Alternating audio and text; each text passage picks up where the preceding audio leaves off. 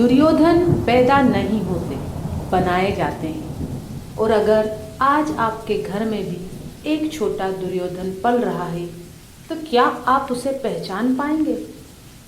हमारी एक छोटी सी गलती आपके बच्चे को दुर्योधन बना सकती है। तो आइए आज के इस वीडियो में बात करेंगे एक ऐसे दुर्योधन की जो महाभारत में नहीं बल्कि हो सकता है या शायद हमारे घरों में पल रहा है। हाँ, वही दुर्योधन जिसे हम प्यार, जिद और अंधे समर्थन के नाम पर खुद बना रहे हैं। आज के बच्चे जिद्दी क्यों हो रहे हैं? गलती करने के बाद भी उन्हें गलत क्यों नहीं लगता?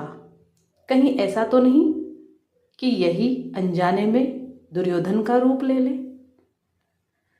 तो आइए बात करते हैं हम ऐसे दुर्योधन की। महाभारत का नाम आते ही हमारे सामने कई महान चरित्र आते हैं, लेकिन एक ऐसा पात्र जो हमेशा गलत का प्रतीक माना गया, दुर्योधन।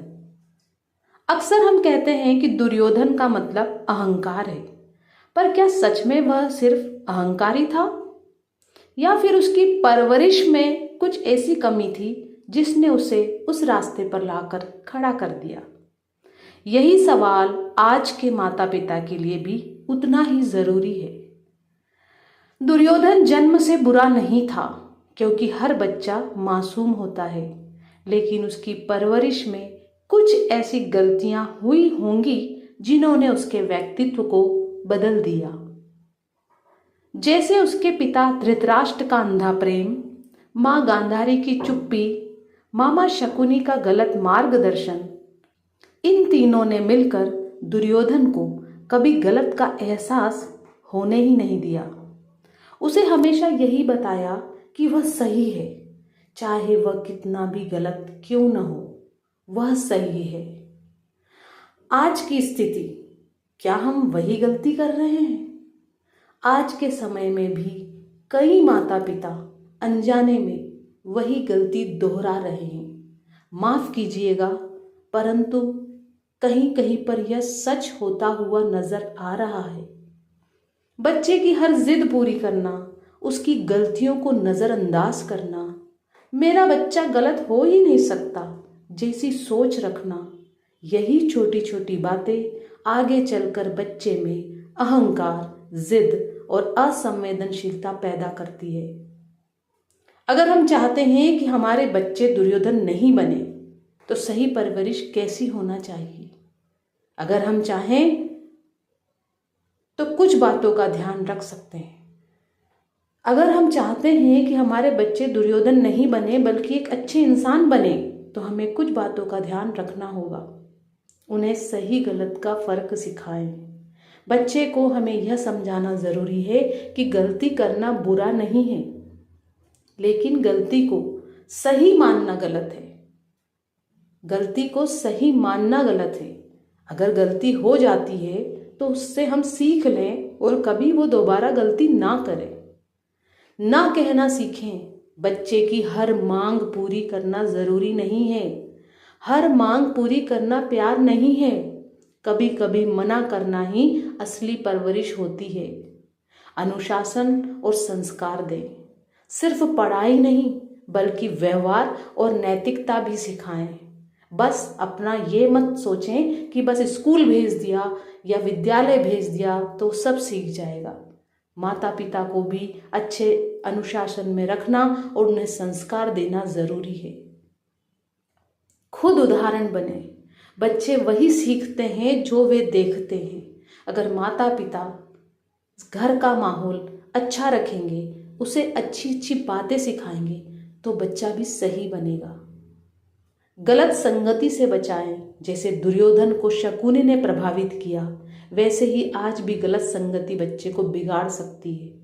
दुर्योधन हमें यह सिखाता है कि बच्चा कभी गलत नहीं जन्म लेता, उसे गलत बनाया जाता है माहौल के द्वारा, संस्कार के द्वारा, एक अच्छी परवरिश ना होने के कारण। अगर आज हमारे घर में अगर छोटा दुर्योधन पल रहा है तो क्या हम उसे पहचान पाएंगे? महाभारत का दुर्योधन हमें आज बड़ी चेतावनी देता है। हर माता पिता अपने बच्चे को सफल देखना चाहते हैं, लेकिन सिर्फ सफलता नहीं, संस्कार और सही सोच देना ज़्यादा ज़रूरी है।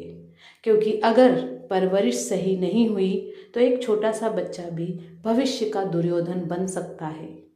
क्योंकि आपने सुना अभी कि दुर्योधन पैदा नहीं होते, बनाए जाते हैं। और सच कहूँ तो हर घर की परवरिश तय करती है कि बच्चा अर्जुन बनेगा या दुर्योधन।